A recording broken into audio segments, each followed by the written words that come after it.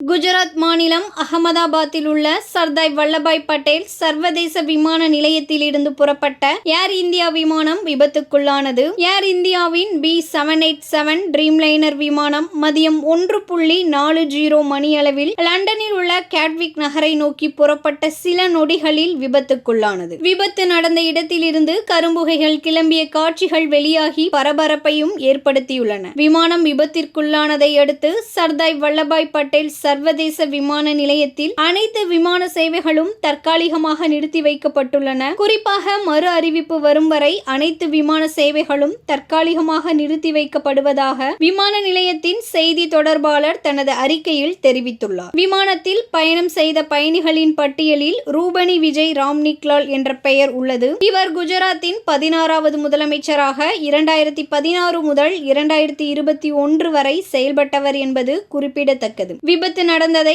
ஏர் India உறுதிப்படுத்தி பயணிகளின் எண்ணிக்கையையும் அவர்களது நாடுகளின் விபரங்களையும் வெளியிட்டுள்ளது. ஏர் இந்தியா நிறுவனம் வெளியிட்டுள்ள எக்ஸ் தள பதிவில் அகமதாபாத்தில் இருந்து லண்டன் கேட்விக் செல்லும் AI-171 விமானம் விபத்தில் சிக்கியதை ஏர் இந்தியா உறுதிப்படுத்துகிறது. அகமதாபாத்தில் இருந்து மதியம் 13:38 மணிக்கு புறப்பட்ட போயிங் 787 விமானத்தில் 242 பயணிகள் மற்றும் பணியாளர்கள் இருந்தனர். இவர்களில் 169 பேர் இந்தியர்கள், 53 பேர் பிரிட்டிஷ் நாட்டவர்கள், கனடாவை சேர்ந்த ஒருவரும் போர்த்துகீசிய நாட்டை சேர்ந்த 7 பேரும் இருந்தனர். காயமடைந்தவர்கள் அருகில் உள்ள மருத்துவமனைக்கு கொண்டு செல்லப்படுகிறார்கள். மேலும் தகவல்களை வழங்க 1800569144 என்ற பிரத்யோக பயணிகளின் ஹாட்லைன் எண்ணையும் நாங்கள் அமைத்துள்ளோம். இந்த சம்பவம் குறித்து விசாரிக்கும் அதிகாரிகளுக்கு ஏர் இந்தியா முழு ஒத்துழைப்பையும் அளிக்கிறது என